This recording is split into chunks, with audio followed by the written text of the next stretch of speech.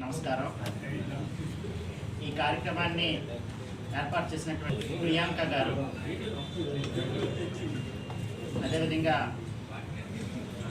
General secretary ఇద్దరు సద్దాం హుస్సేన్లు లాంటి మోడీ గారు, అమిత్ షా గారు ప్రతిపక్షం ఉండకూడదు. మరి ఈ దేశానికి, భారతదేశానికి స్వతంత్రం తీసుకొచ్చిన కాంగ్రెస్ పార్టీ వీళ్ళు లేకుండా చేస్తారా? ఈ దేశానికి రాజ్యాంగాన్ని నిర్మించిన కాంగ్రెస్ పార్టీని లేకుండా చేస్తారా? ఈ దేశానికి మొన్న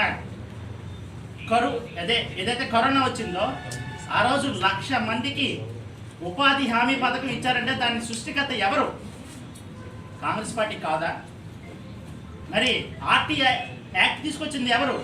కాంగ్రెస్ పార్టీ కాదా? మరి మన విశాఖపట్నం తీసుకుంటే ఇక్కడ కట్టిన కంపెనీస్ ఎవరివి? మన ఆంధ్రప్రదేశ్లో తీసుకుంటే నాగార్జున సాగర్ ఎవరు కట్టారు? భారతదేశానికి హిరాకుడ్, బాక్రా నంగల్ ఇట్లాంటి అద్భుతమైన ప్రాజెక్టులు ఎవరు కట్టారు? ఆఖరికి ఒక రైల్వే జోన్ ఇవ్వలేకపోయావే ఈ 10 ఏళ్ల కాలంలో.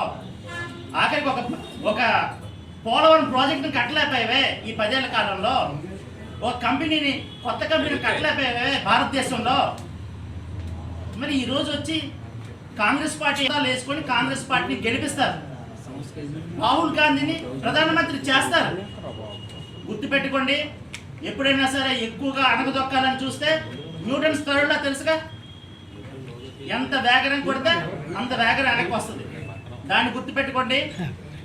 ఎక్కువగా బీజేపీ వాళ్ళు హిందుతత్వాన్ని చేసి అయోధ్యలో రామాలయం కట్టారని మాట్లాడటం కాదు. రామతీర్థంలో రాముడు తల ఎవరు నరికేసారో చెప్పండి.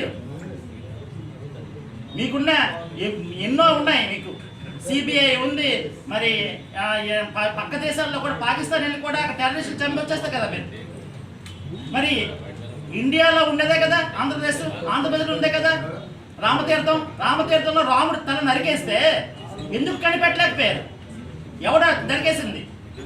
దాన్ని కనిపెట్టి ప్రజలకు చెప్పి అప్పుడు ఎన్నికలకు వెళ్ళండి.